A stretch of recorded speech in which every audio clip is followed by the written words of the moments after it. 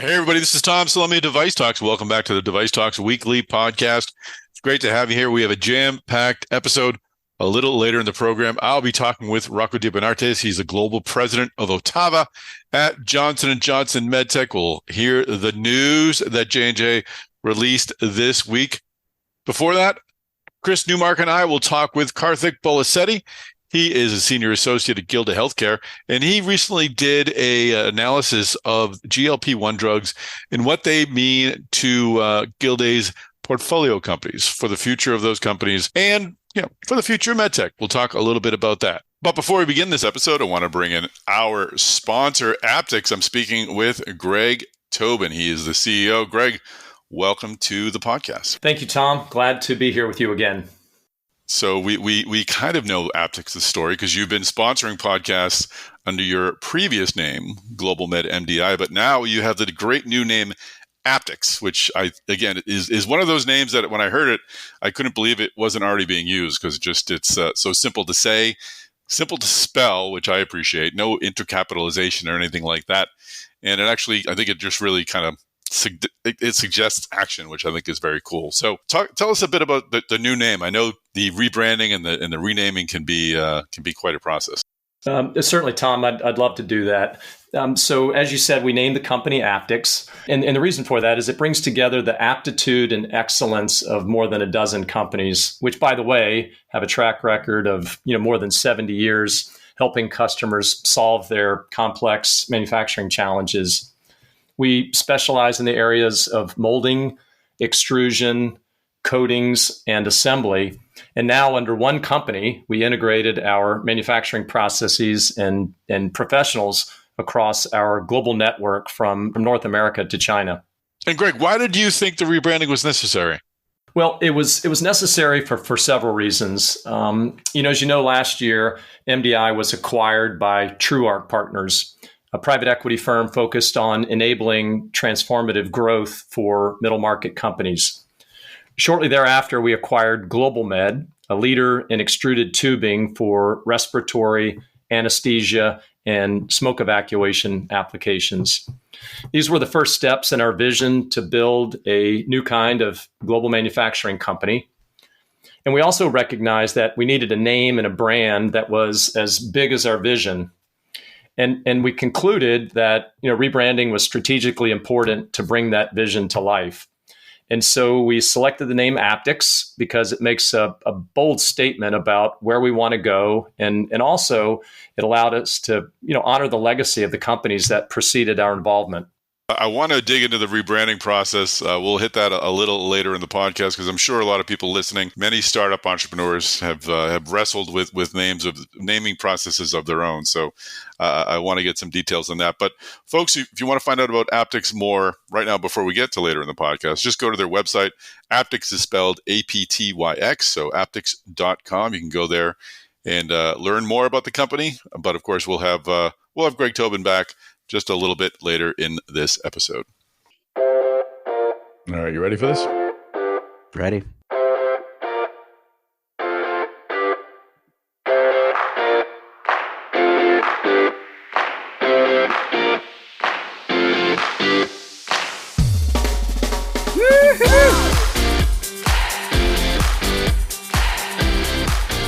Well, Chris Newmarker, how are you, sir? Doing well, Tom. Doing well. Excellent to have you back on the podcast once again. And we missed last week's podcast because we had too much good stuff coming out of DeviceTalks West.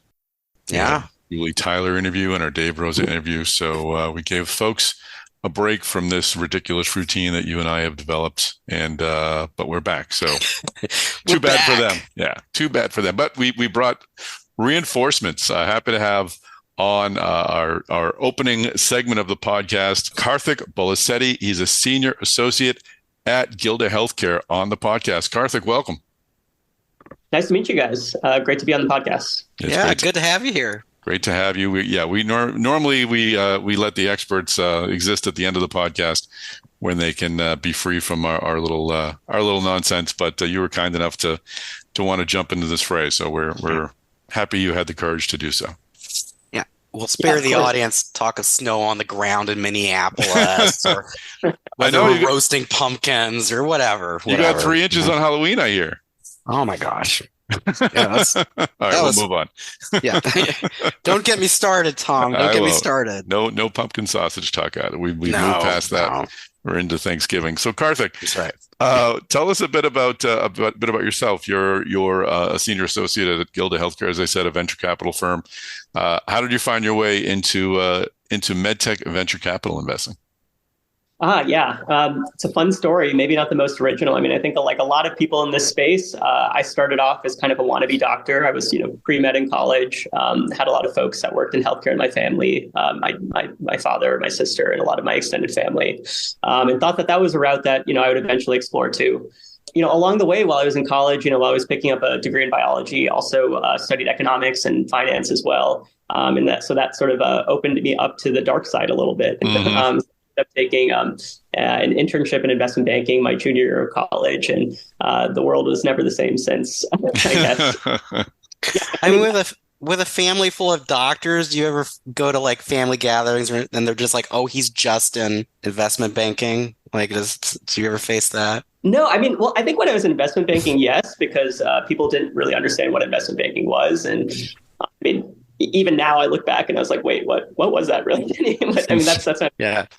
But now that I'm in venture capital, I mean, I think it's super lively. I mean, people are so engaged in what I do, just because I have a lot of representation of different healthcare specialties in my family. So I can always talk to people about the deals that I'm looking at and the technologies. And it's really great to hear sort of real life boots on the ground perspectives on how some of these technologies might be adopted. That's awesome.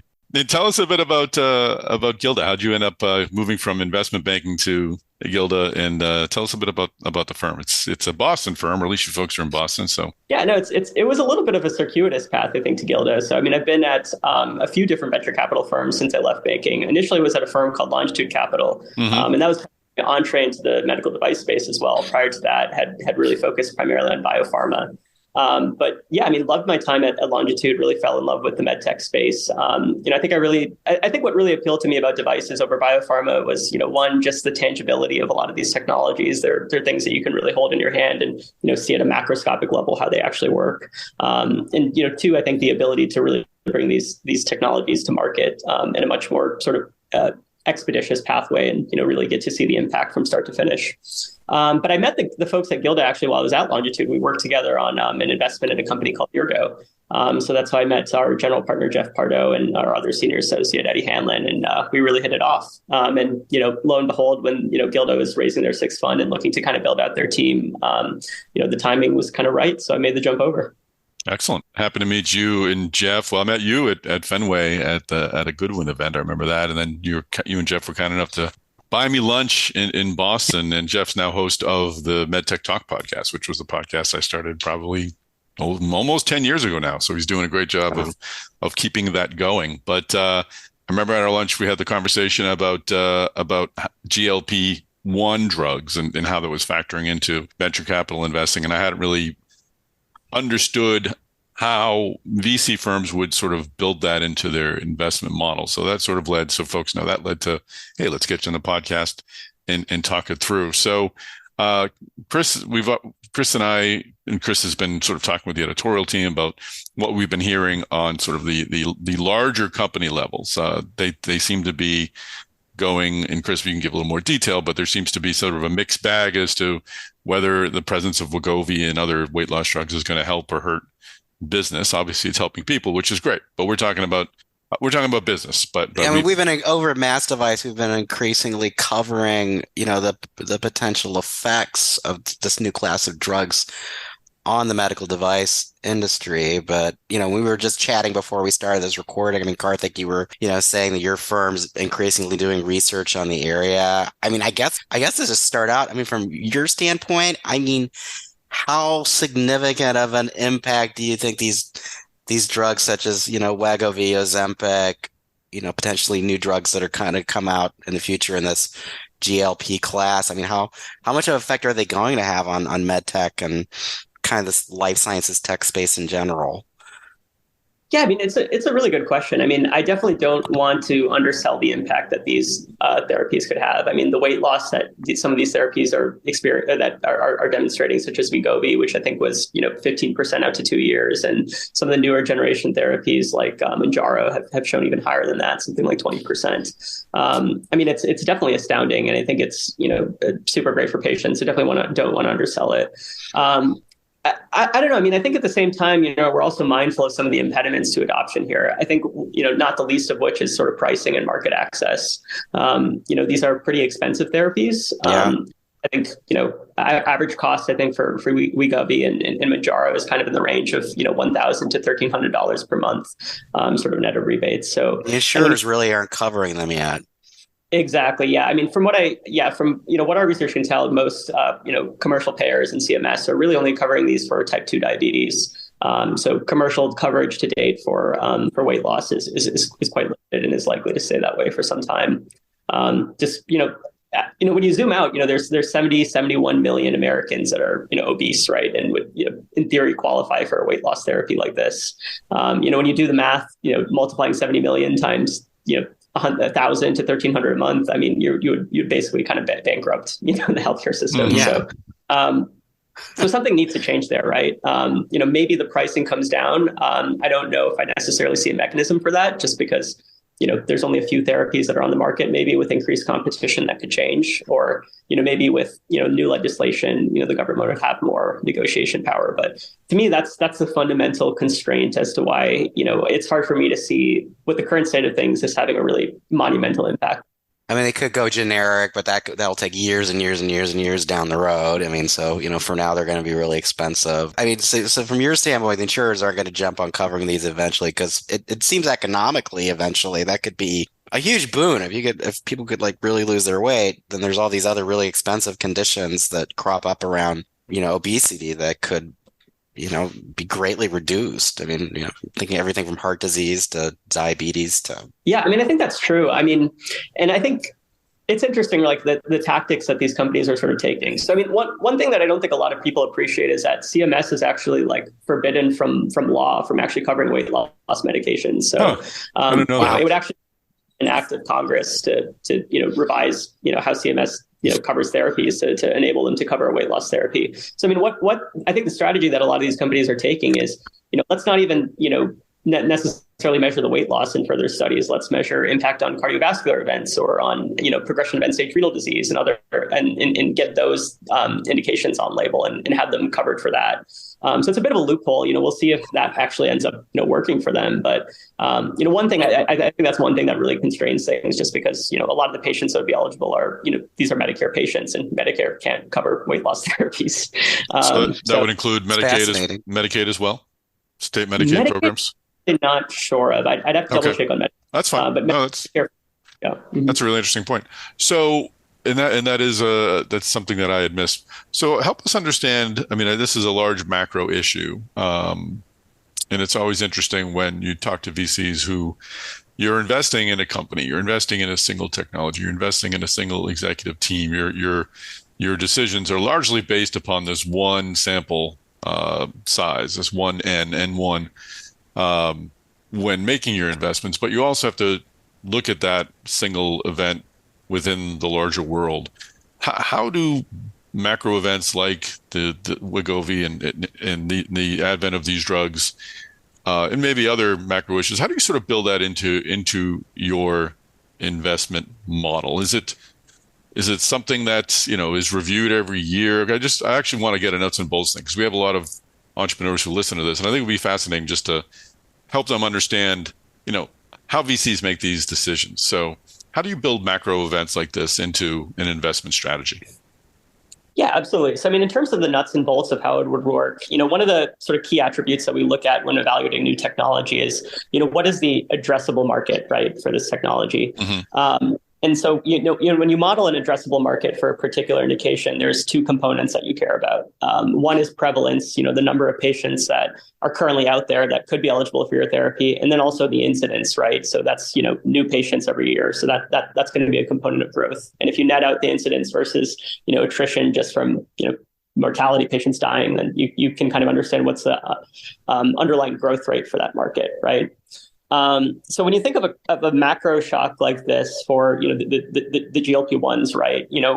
Obesity is a driver of sort of incidence for a lot of these big disease categories, such as cardiovascular disease or call it obstructive sleep apnea, orthopedics, whatever. It's really more of a contributor, right? So it's not we don't see it really drastically altering the prevalence for a lot of these conditions, just because it takes a long time to get to the point the point where you're going to have a stroke or have a heart attack or whatever. It's not like you just take Wegovy and you automatically slash your risk. So I would say that's kind of it's really more of a second order effect in terms of how large we think the market is going to grow, I would say, going forward. And then you work backwards from that in terms of if you have an addressable market at say 2030 or whatever your technology is going to come to market, you assume some kind of penetration rate off of that. So if you think that the growth rate of the market is going to go down, then assuming penetration is constant, then the actual opportunity that's captured by this specific company is going to be lower. So I think that's kind of the nuts and bolts of how it would sort of impact our revenue forecast for a company and ultimately the sort of valuation that we put on it, if that makes sense. It's an interesting point you make in there that you're kind of looking a decade out, because that's kind of one of the interesting things about the device space is that like some of the major milestones could be a decade out, because it takes a long time to develop a device and get it approved. So it kind of sounds like even though it could be years before we see effects, it's also going to be years before those devices get approved. So you're kind of gaming. Am I hearing that correctly? You're kind of gaming those effects that into how you're evaluating, the potential for. Yeah. It's really over the long term, just especially, the earlier stage you go with some of these companies, the more important the long term sort of implications of a GLP-1 therapy is. If it's if we're looking at a company that might get to the market in like a year, it's probably less important. But if it's a company that's 7 to 8 years away from getting to market, then it's pretty important. Have you done this sort of analysis before, where something has been has such a long term holistic impact on healthcare that you've sort of had to go in and kind of apply it to all of your other metrics and see if some changes need to be made? Is this something that's routinely done at a venture capital firm, or a GLP-1s? Is this sort of a 1,000-year storm or whatever kind of meteorological metaphor we want to apply? So far for us, I think this has been sort of the first really macro shock from, a sort of a pharmacological therapy coming to market. Maybe the closest analog would maybe be during COVID, right? Where, basically health systems were shut down, elective procedures kind of got shut down for, a moment of time. And so, we did some kind of modeling there, at least in some of my prior firms, in terms of how that would impact commercial adoption. I would say it's not like, okay, like it's like every quarter we're going to review, like, what are the big macro events? It's more responsive, I guess, if that makes sense. Great. And what, can you just for a moment, just sort of explain what the process was without getting too granular, and then we can get into sort of what the findings were. But what exactly did you do to incorporate GLP-1 and the forecast of that into your investment strategy? So far, we've only really done this exercise for portfolio companies. We haven't really had an opportunity on new deals to do this necessarily, but at least for instance, so without being too specific on the specific portfolio company, so for one company we did have that was in a category that I would say most people would say was kind of fairly squarely in the line of sights of GLP-1 in terms of obesity really being tightly linked to as a risk factor for development of that disease factor. So I think that the process that we did is one, we looked at studies that have been published out there, sort of the meta-analyses, just trying to understand, what is the quantitative impact of obesity as a risk factor in terms of developing this condition, and then modeling out. So, okay, there's this many patients with this condition today. If we assume X% of them adopt GLP-1s and lose this much weight, what does that do in terms of reducing the number of patients that would be eligible for this therapy? But the interesting thing that you also had to think about with this was also the fact that while, some patients would drop out of eligibility because, they would, maybe the condition would be resolved or they would no longer develop it. You'd also have a pool of patients that could become eligible for the therapy just because for a lot of surgical procedures, weight is kind of a contraindication. So if you lose weight, you actually become eligible. Yeah, we're actually publishing a story on medical design outsourcing this week off of, a talk with a Stryker executive, kind of making that argument about, orthopedic surgeries that they'll actually have more, my first thought about this was like, oh, there'll be less people getting hip and knee surgeries because, obesity can contribute to you wearing out your joints. But they're saying like, oh, more people losing weight, they'll have more people qualifying for those types of surgeries. Exactly. And I think it's not just orthopedics as well. I think it's a wide range of procedure types. That's fascinating. I mean, we've heard the CGM, providers, continuous glucose monitors. They're making the argument that we could see more people using CGMs, while they're on these drugs because the CGMs could, help them, manage the whole weight loss process better. I mean, how much stock do you place in that argument? I tried not to do a dad joke and say how much weight do you place in that argument, but what do you think about that? I mean, I actually think it's quite feasible. We've looked at some technologies in the diabetes space and talked to endocrinologists, and that does seem to be holding water. They are, seeing kind of sustained and maybe even slight uptick in utilization of CGMs for their patients on GLP-1s. So going back to your analysis, maybe I misunderstood. So you were looking primarily at portfolio companies, your existing investments that you have, but does that, I have to imagine that you've developed all this data, this analysis, I have to imagine it's going to color, perhaps not completely change, but could be factored into investment decisions that you're making in the future. Absolutely. But I mean, I think it also depends on the area that you're looking at, Tom. Like, when you step back, there's also tons of opportunity in really large, high growth medical device segments where I think GLP-1s will basically have no impact, right? Mm-hmm. Like, just to name a few, like urology, for instance, that's really more tightly linked to age. It doesn't really have that much of a correlation to weight. Maybe prostate cancer does, but, if it does, it's very minimal. So I think that's one category. Behavioral health, neuromodulation, maybe there's some link between, obesity and chronic back pain, but chronic low back pain. But, again, really more of a, degenerative disease that's related to aging.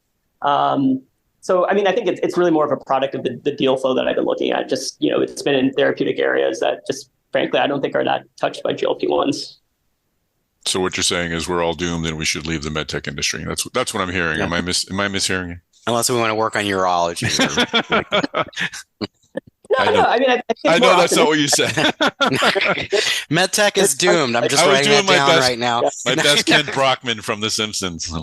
I, for one, welcome our ant overlords. Anyway, so let's talk more broadly about, is there anything else we need to know about GLP-1s and the impact on MedTech? I mean, I think that the only other thing is we need to really watch. I mean, I think that the situation is constantly developing and the long-term implications are still unclear. I mean, I think one thing to think about is, the discontinuation rates for these therapies are pretty high. I think last I saw for Ozempic, it's something like only 1/3 of these patients are actually on the therapy after a year or out to 2 years. And if, that drug in particular, if you discontinue the therapy, you regain most of your weight, something like 2/3 of your weight you'll gain back. I think the thing that people are starting to pay attention to is the composition of that weight loss as well. What we do know for sure is that, that initial weight loss, it's sort of, both muscle and fat. So if you lose 15% of your body weight, that's, not just your fat, but also your lean muscle. I think the key question to watch is if patients discontinue these therapies and regain that weight, is that weight all fat or is that muscle? Because that could really dramatically alter their body composition and, could end up being a severe sort of drawback of these therapies. And then I think the other thing, but on the flip side of that, there's just so much innovation and development going towards the space. I feel like every, couple of weeks I'm seeing either a new study or a new drug in the pipeline. So just because, the current therapies have limitations, it doesn't mean they're not necessarily going to be addressed by future iterations of these drugs. So just something that we're going to have to constantly watch and assess the impact of. Great. And just zooming out a little bit, more broadly about Gilde and venture capital? Be a little more specific on the stage of companies you're investing at Gilde in outside of the impact of GLP-1s. What are some areas that have you intrigued going forward, other than perhaps urology? Do you have something against urology, Tom? I do not. No. I'm very much in favor of urology, but although the conversations always make me uncomfortable, I always end up drinking a lot more water after I have a kidney stone conversation. But go ahead. Yeah. So I mean, for Gilde, I mean, we're not like I would say we're not like thematically focused on particular therapeutic areas or types of technologies. I would say, kind of one of the fundamental theses of our fund is better care at a lower cost. And so what we mean is, technologies that have some kind of demonstrated ability, have demonstrated through clinical studies, some ability to kind of improve outcomes for patients. But at the same time, are also reducing healthcare expenses by, reducing, necessity of downstream treatment or, preventing hospitalizations or things like that. So, we look at both clinical utility, but also health economics. So really anything that meets those categories, regardless of the therapeutic area, is going to be something of interest to us. Are those types of technologies getting paid for more? Because I know that's just been a challenge in the space, for many years now. I think so. I mean, reimbursement is probably one of the top things that we look at, and I think if you have a compelling health economics story to say to payers, yes, you have to pay for our technology up front, but we'll generate cost savings for your pool of patients down the line. That's something that can definitely expedite reimbursement. I just got an email with the subject line: Massachusetts residents are the fifth most obsessed with Ozempic. So we're fifth most. Yeah. Nice. Residents of Connecticut are number one, in case anyone was wondering. So love these scientific studies that are in my junk folder. Wow. So where's Minnesota? Is Minnesota up there? I'll go take a look. Final question. I mean, just more broadly about the venture capital realm. How are things looking in terms of finding things to invest in, but more importantly, perhaps finding co-investors to invest in alongside? Yeah, I mean, things are looking bright for us, at least. I mean, I think we're, regardless of what's going on macroeconomically, innovators are still out there building really, impactful, exciting technologies. So that hasn't ceased. We're not one to really pay attention to kind of short-term economic fluctuations. I think us, like a lot of other VC investors, we really take a long-term view. In terms of syndication, I would say things are actually pretty positive as well. I mean, I think us and a number of the other investors that typically co-invest with, we're lucky enough to raise meaningful funds either immediately before sort of this current round of economic tightening or even during. So I think that the investor syndicate ecosystem continues to be robust, at least in our view. Excellent. All right, fantastic. Chris, anything else from you? I guess just maybe just to wrap it up. I mean, I know there's been a lot of I've heard a lot of talk that it was hard to get investments at least earlier this year with all the the economic uncertainty. I mean, how much do you think that's improving now? I mean, I think it depends. I mean, I think what we're seeing in general is that later stage companies that have I would say pretty established sort of pathway to commercialization or already commercial and are showing good commercial adoption. I mean, there's no shortage of funding for those companies. I mean, I do think where things have been struggling are maybe some of the earlier stage, more speculative investments. So I think it's a bit of a tale of two cities. All right. Well, Karthik, thanks for sort of the inside look on how VCs are viewing GLP-1. And we always end these podcasts, giving folks the opportunity to connect with us on social media. Is there an effective way for someone listening to you to maybe get on your radar screen without having a pitch to send, but they just want to sort of follow you and connect? I mean, I guess I'm on LinkedIn, but yeah, I mean, I could also, I don't know if you want to share my email address. Happy to drop that as well, if that's helpful. That's up to you. Yeah. I mean, if you want to, yeah. So I mean, my email address is just my last name, Bolisetty at GildeHealthcare.com. So yeah, people can feel free to reach out if they want to make the connection.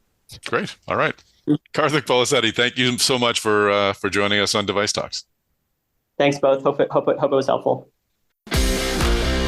All All right, well, we're back with Greg Tobin, CEO again of Aptix, a newly named company. Greg, we talked about why the rebranding was necessary a little earlier in this episode. Now let's talk a bit about the rebranding process. What went into finding this new name? Yeah, certainly, Tom. So, as you would expect, we considered a lot of names, and I don't mean just a handful. We evaluated hundreds. Was there a whiteboard involved? Did you have just names upon names? Lots of whiteboards, lots of iterative, strategy sessions, and so we started with a series of interviews involving stakeholders across a range of roles within the company, and of course, many of our customers. And as you and others know, a brand is about so much more than simply a name or a logo. As our marketing leader frequently says, a brand is a promise. It's a promise of what we'll deliver to our customers, to our team members, and to other stakeholders. And a good brand is a promise kept. That's great. Yeah, I mean, this credo is critically important to us, delivering on our promises to our customers. We know that products our customers make absolutely matter. And that's why, we do business with straight talk, speed, and a commitment to quality. We believe in a collaborative approach to complex manufacturing so we can support our customers and bringing more life-changing products to people who need them. Great. And you mentioned your long history in manufacturing and all that you're able to do. Expand a bit on that history. And how do you work with your MedTech customers? Yeah, definitely. So our history starts with molding. It's a core strength. And because of the molding, there's really nearly nothing we can't do, whether it's injection molding, dip molding, or blow molding. We opened operations in 1949 with the founding of SEITZ, that's SEITZ, a leader in complex injection molding, and in particular, precision gears that drive modern applications in robotics, drug delivery, and other areas. And one of the keys to the success of this particular location is the in-house tool shop, where we design and build quick-turn tooling. We were a pioneer in dip molding nearly 60 years ago when Molded Devices was founded, and we remain a leader today, having acquired many companies along the way. We also manufacture millions of feet of extruded medical tubing annually, which is a really big growth area for us. And for over 20 years, our Dip Tech systems business has been providing end-to-end coating solutions from application to automation, including the manufacturing of the automation equipment. And then I would say lastly, we provide device assembly in a range of geographies and environments, ranging from white rooms to Class 7 and Class 8 clean rooms. And like, most things, quality work really begins and ends with the people. And, you're only as good as your talent, and engineering expertise is at the core of everything we do. It's the heartbeat of the company. And as always, we love to end these podcast conversations with a look toward the future. What does the future hold for Aptix? Well, Tom, I'll tell you, we are hyper focused on meeting the needs of our customers. We are financially strong, we are well capitalized, and we are investing in infrastructure, technologies, and capabilities to support growth, to better support our customers and their business. And when we say your products are our purpose, we mean it. And that's why making it happen is what we do. Fantastic. Well, Greg Tobin, thanks for sharing the rebranding process, and thanks as always for your support of DeviceTalks. It's great to have you as part of our programming. Yeah, well, thank you, Tom. It's a real pleasure to join you in these, and thank you very much for the opportunity. Fantastic. And again, folks, if you want to find out more about Aptix, their website is easy to find, aptix.com, aptyx.com. Well, Rocco De Bernardis, welcome to the podcast. Thank you. Thank you, Tom. Very happy to be here. Thank you for having me. Well, it's Wednesday the 8th. You had exciting news this week regarding OTTAVA, which I want to get into it in a moment. But first, as always with these podcasts, we'd love to understand how our guests found their way into the medical device industry. What was their first job in MedTech, and why did you choose to go that route? Thank you for the question, Tom. And let me tell you first, I grew up in Switzerland, in a very special place of Switzerland, in the south, where Italian is being spoken. And this is a very special place because you have the best of Switzerland, the organization, the effectiveness, but also the Italian culture. This is where I grew up. It does sound like a great marriage. Yeah. Yeah. And, I had the opportunity to go to university at ETH in Zurich. This is one of the best engineering schools in Europe, and I would say globally. This is where Albert Einstein went and taught before he went to Berlin and then to Princeton in the US. Over 30 Nobel laureates coming out of that school. So that school really brought a lot of passion for engineering to me. I'm a mechanical engineer by training.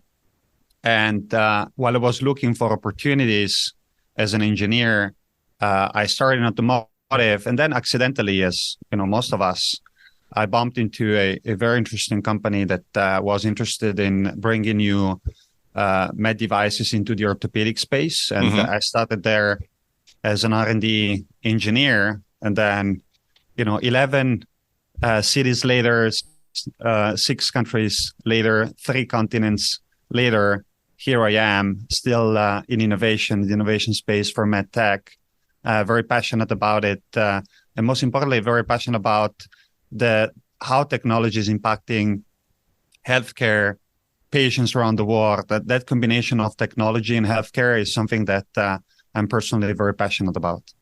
How different is it for an engineer to work on a product that is going to go into someone's body, is going to be part of their lives and part of their recovery, versus designing something that's going to go into a computer or be part of a car? Yeah, I think this is what makes MedTech so special. I think we all share the same passion, purpose, and the sense of responsibility ultimately that we have in this industry. Ultimately, we all understand that our first duty is to the patients, the surgeons, the doctors that are treating those patients. And this makes us, Johnson & Johnson, but also all companies that work in this space so special. And I wouldn't change this industry for any other one in the world. Quite honestly, it's so rewarding personally to be part of such important ventures in the technology, but most importantly, healthcare space. And you seem, looking at your LinkedIn profile, you moved to be a business unit manager a few years after joining. You were with Synthes. What was it about the move from pure engineering to more business operations? What was appealing about that, and what was that transition like? That's a great question, Tom. And I think deep in my heart, I knew I wasn't going to be a development engineer all my life. I wanted to experience something different, and I was offered the opportunity to basically take a product that I had helped develop from basically the initial idea to the launch in the marketplace and bring it to a different region. I was offered the opportunity to move to Miami and create basically a new regional office to drive the business in Latin America and bring the latest knowledges that I had participated from an R&D standpoint to develop into that region. So it was a very smooth transition for me because I knew that technology was about learning the market, the market needs, the hospital systems around such as a diverse region. And so I think it was pretty natural for me to do that. That's great. Did you have the support? You obviously had the support you needed. Did you have a lot of support in sort of building out those skills you would need to build out a business? Again, going from engineering to that, they would seem to be 2 different skill sets. Or was there just a lot of trial and error on your part and you ultimately figured it out with support of some colleagues? No, I had great mentors and sponsors helping me. I had the opportunity also to go back to school, do an MBA to complement my engineering background. A lot of learning on the job, of course, but it's just about curiosity, being agile in learning and be really truly interested to understand the needs of people that are working with you, and most importantly, the needs of the patients at the hospitals you're serving. So it's comes pretty naturally from my perspective. You have that intellectual curiosity.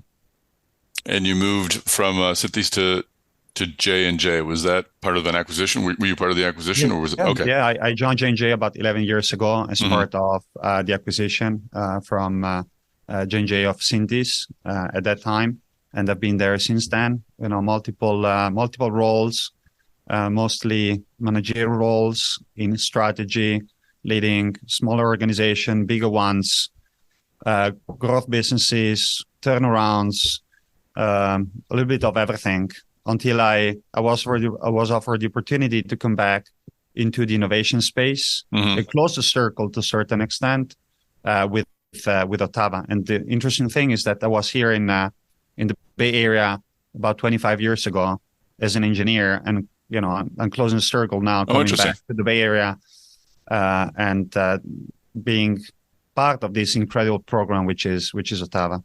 Yeah, looking at your LinkedIn profile, you've endured some difficult areas to live: Miami, Milan, Madrid. You've as I really said, 11 cities so far. Hopefully, not many more for the future. But that's definitely there's been a huge learning opportunity and personal journey for me. That's great. Well, let's get into present day. I want to learn more about OTTAVA. Did you name OTTAVA? Did you come up with the Italian name for it? No, I didn't. I didn't. I inherited it, but I love the name.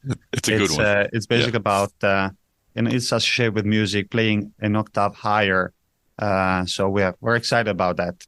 That's great. So introduce us to the system briefly, and then I kind of want to get into the last 2 years, because I think the last time I really saw OTTAVA there was a large presentation. I remember all the senior executives were there, and that was sort of the big introduction. And then I haven't heard anything since. But first, give us an introduction to the system. So the OTTAVA system is a unique system as a one-of-a-kind architecture, as we call it, because ultimately it doesn't need any cards or booms to support the robotic arms. We have a unified architecture where the robotic arms are incorporated into the operating table. And this is the first of its kind in the marketplace. And we're very excited about it. Of course, we have a console behind which the surgeon is going to be teleoperating and maneuvering the arms and instruments inside the patient. And we have as well a tower that connects patient side with surgeon side, and really is the brain of the robotic system. And let's talk about the last 2 years. I think there's been a sense from the outside that we were going to hear more about OTTAVA immediately, and then things went sort of silent. Bring us up to speed on what's happened over the last couple of years with the development of OTTAVA. So first of all, I would say that we have grown the team substantially. We're very excited with the capabilities that we built here in the Bay Area, as well as in Cincinnati, where historically we have been developing Ethicon instruments. So we're capitalizing on that very important capability. We are creating a robotic hub here in the Bay Area with Monarch just a few miles from here, and the team doing incredible things there as well. So that has really been about the team, how we work together, completing the team, making sure that we have the needed capabilities. The second one was really continue engaging with surgeons, getting their feedback, making sure that whatever architecture, robotic system we bring to market is responding to their unmet needs and is driving differentiation in the marketplace. And we've been pretty silent. That's not a secret. You mentioned that for a couple of years, because we wanted to make sure that we come to a point where we're confident about where we're going, the timelines, and the value proposition that we intend to bring to the market. And we've reached that point formally yesterday, and so we're very happy, very excited. The team is going to be celebrating today with all of us, because it's an important milestone for us as an organization. Oh, I'm sure. No, I'm sure. So a lot to, it's nice to get your story out there and to have at least people see what you've been working on. Let's talk about the state of I'd love to understand what you learned from those surgeons over the last 2 years and the years prior, of course. You noted, I think, in the release or out there, and it's common information that only 5% of surgeries are done using robots. I think sometimes we talk about surgical robotics and we talk about the players and who has a big lead and who's way behind, but we're still very early on in broader adoption of surgical robotic systems. Why hasn't should surgical robotic systems have been adopted more quickly? Is anything holding them back? Give us a state of sort of surgical robotics, where it is and where you think and where J&J thinks it needs to be. Yeah. So first of all, you said it very well, Tom. We're still early innings in this market. If you think about it, 45% of the procedures performed globally are still performed in an open fashion with very large incisions. 55% are performed in a minimal invasive fashion, and of those 55%, 5% are performed robotically. Mm-hmm. So it's still at the very beginning. Penetration in the US is much larger. This is why we are starting here in the US. We have declared that yesterday as well. We're not bringing the robot to smaller market. We're going straight on in the most relevant market in robotics, and this is also a sign of confidence. It's of course a strategy. It's a market opportunity that we see here in the US, but it's also a sign of confidence that we believe we have a differentiated system that can compete effectively in this market. We also understand that this program needs to be a global program very quickly. So we're looking at how we expand beyond the US. So to your question on why this is not as penetrated, I think, of course, there are different reasons for this. I would say cost, perception of cost and value is one. The ability to train effectively surgeons is another one. Mm-hmm. Moving surgeons from open procedures to robotic assisted procedures or laparoscopic procedures to robotic assisted procedures takes time. And we believe there is a huge unmet need and opportunity from that perspective.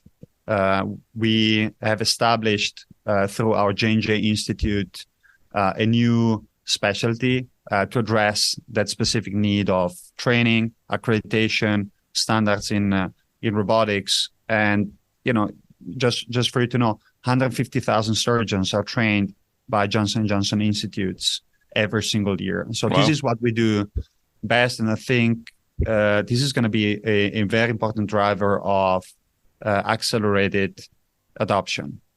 The last thing that I would mention is the fact that today, wherever there is a robot in a operating room, that creates challenges and complexities for a hospital system from a scheduling standpoint. It's taking away a lot of very important real estate. And we know that in those operating rooms where a robot is being placed, typically there is a smaller throughput of procedures. Mm-hmm. So we see an opportunity, and hospitals will recognize that there is an opportunity to improve that access to robotic systems, making sure that patients that are waiting to be treated can capitalize on operating rooms that are more efficient, where workflows are simpler, where there is less need of dedicated personnel to use those robots and support surgeons in using those robots. And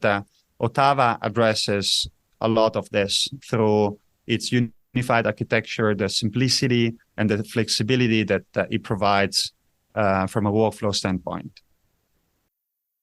Well, let's talk a little bit about the architecture of OTTAVA. From what I understand from the reports and what I've heard previously, your design is different in that the surgical arms are underneath a surgical bed and can be brought out when necessary. Give us a little more detail on that, and why is that important? Thank you, Tom. Great question. So yes, indeed, the arms are deployed underneath the table, are incorporated into the table, and are basically being deployed only when they're needed. Mm-hmm. This is what we call the invisible design. The arms are there when you need them, and are invisible when you don't. This gives different advantages to OTTAVA and the users of OTTAVA. First of all, the unified architecture creates more space, restores space in the OR for collaboration and movement. If you think, even today, robotic-assisted procedures, there are one or two bedside assist. They need to intervene for critical steps during procedure while the surgeon is operating behind the console. So providing that ability to access the patient in a 360 degrees fashion is important. The second element is what we call twin motion. Because the arms and the table move together, this allows the patient to be moved during a procedure multiple times without interrupting the workflow. And that's also very, very important. And the last element is not related to the architecture, but something that is important to us, is the fact that we've been working with our traditional Ethicon franchise, our surgery franchise, to bring custom engineered instruments, Ethicon instruments on OTTAVA, so that the trusted instruments that are driving performance for surgeons in open laparoscopic procedures are available on OTTAVA only. And this is what surgeons that are using Ethicon instruments are telling us. They want us to provide their trusted instrumentation on OTTAVA. Interesting. So this may be a stupid question. Does J&J sell surgical beds already, or is that someone else? And are you kind of moving into a new space by having a robotic system incorporated with a surgical bed? No, that's actually a great question, Tom. We don't sell surgical beds. We have formed a collaboration with Gilde, which is one of the top two leaders in surgical tables, and we're working with them to continue innovating in this space. Interesting. Okay, let's talk a bit about the you mentioned the 45% of the surgeries are still done in an open fashion, in 55% laparoscopically. Do you envision OTTAVA? Are you going after that 45% to close that number, or are you going after the 55% to help more laparoscopic surgeries be done with a robotic surgical system, or is it a combination of both? It's a combination of both, Tom. Okay. Of course, we understand that in certain procedures, think about hernias, ventral hernias, even in the US, most of those procedures still performed in an open fashion, especially the most complex ones. So there are definitely opportunities there, but we also understand that there is a better way to do minimally invasive procedures. And we see lots of benefits of bringing laparoscopic procedures to be performed robotically, not only from a patient perspective, also from a surgeon perspective. Think about the ergonomics and the advantages of robotic-assisted procedures sitting behind the console. Now, we're very excited because of the improved ergonomics that we feel we're going to be offering to surgeons to be able to ultimately extend their professional careers and make sure that we remove some of the mental and physical load that is associated with laparoscopic procedures, but even today with robotic-assisted procedures. So let's talk about the need of the surgeons. As we've learned from time and time again, you can develop a very cool technology, and we've seen recently a company, Avail Med Systems, that I thought had a great technology that could solve some problems. But surgeons are not quick to adopt new tech unless it really helps them, I think, immensely. So we could talk about the therapeutic benefits to moving from open to laparoscopically, and the benefits you just talked about laparoscopically. But what else do you think surgeons will find appealing about this? And I know you're not on the market yet, but can you talk about how surgeons will benefit from having an OTTAVA system in terms of their ability to perform procedures? So I talked about the one-of-a-kind of architecture that that we have. Some of the benefits for surgeons and their teams in terms of accessibility, movement, collaboration, workflows around the patient. We believe our system is going to be easy to set up. Transition from surgery to surgery is going to be pretty straightforward. We're going to need less training for OR personnel to use the system. So these are all important benefits that will drive new experiences in the OR. The second one I talked about is this element of twin motion, the ability to move the patient during the procedure, that increases flexibility for them in terms of how they want to perform the procedure. The arms can be deployed one by one, all of the four together.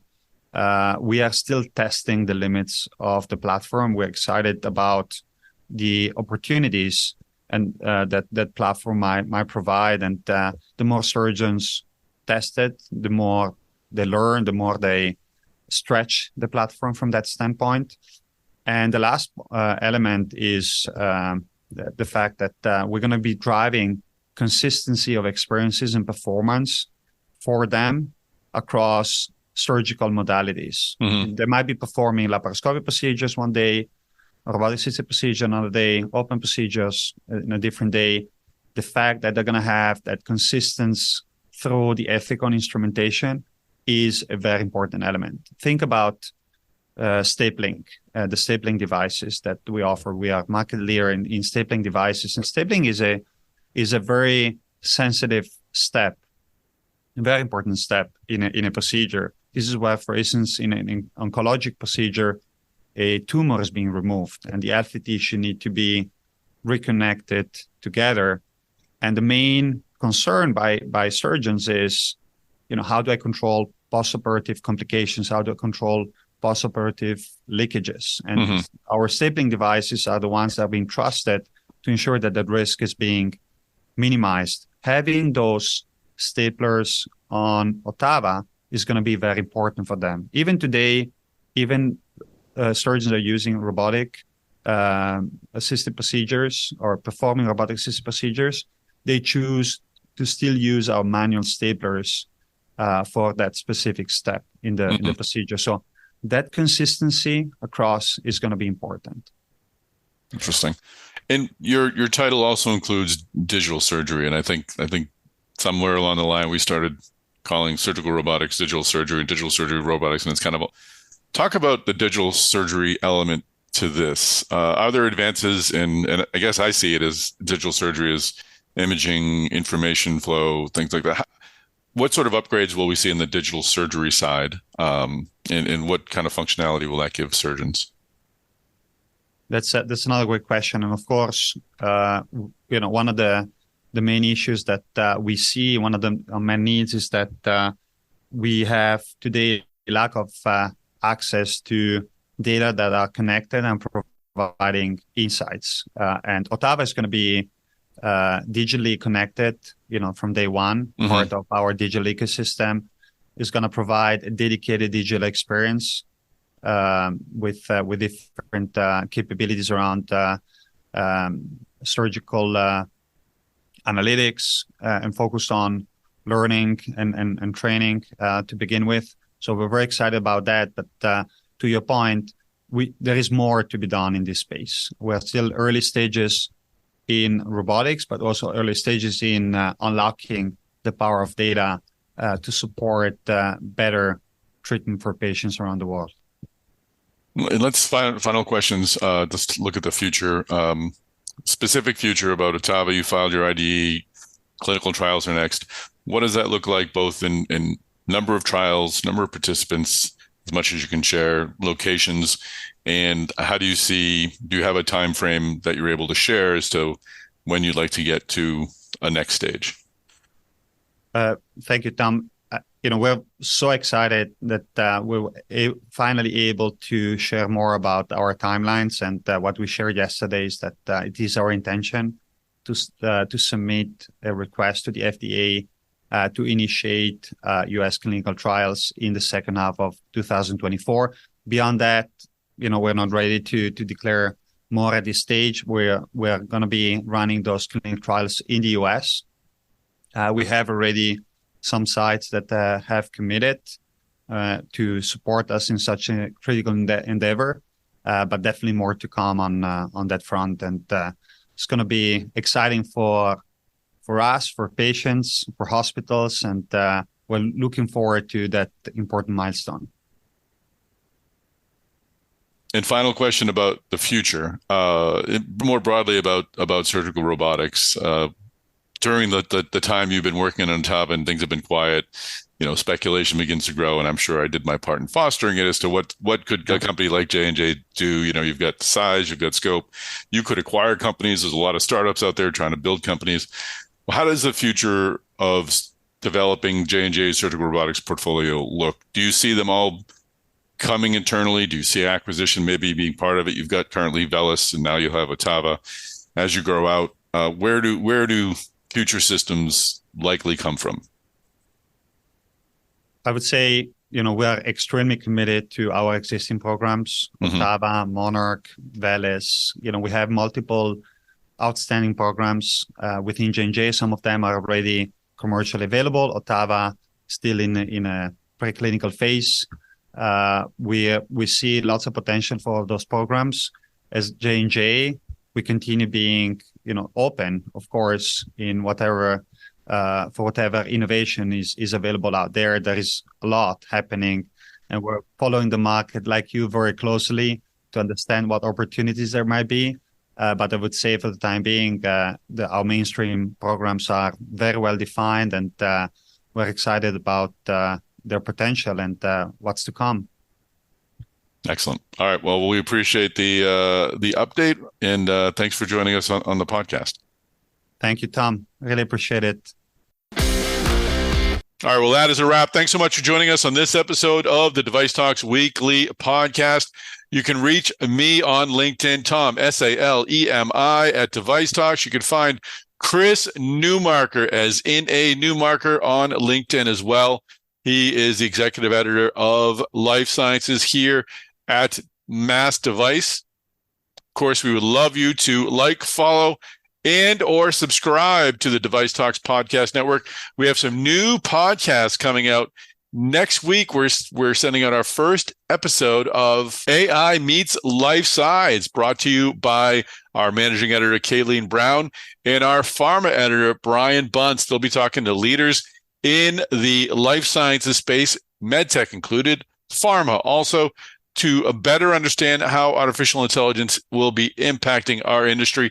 Very proud to launch the new AI Meets Life Sci podcast. And you can get that and all of our podcasts, including some more new ones that are coming out, at the DeviceTalks Podcast Network. So please make sure you subscribe. Finally, check out DeviceTalks.com. We've got a special Device Talks Tuesday's episode brought to you next week by Infor. It's a really great presentation. It's actually a replay of a webinar we did on Mass Device, and I wanted to bring it to our Device Talks Tuesdays community, so please do check that out. And a little bit of alert, we'll be opening registration for Device Talks Boston in December, so keep an ear out for that. That's happening on May 1st and 2nd at the Boston Convention and Exhibition Center. All right. Well, that is all the Device Talks news I have for you. Thanks for joining us on this podcast episode. We'll have another Device Talks Weekly podcast coming to you next week.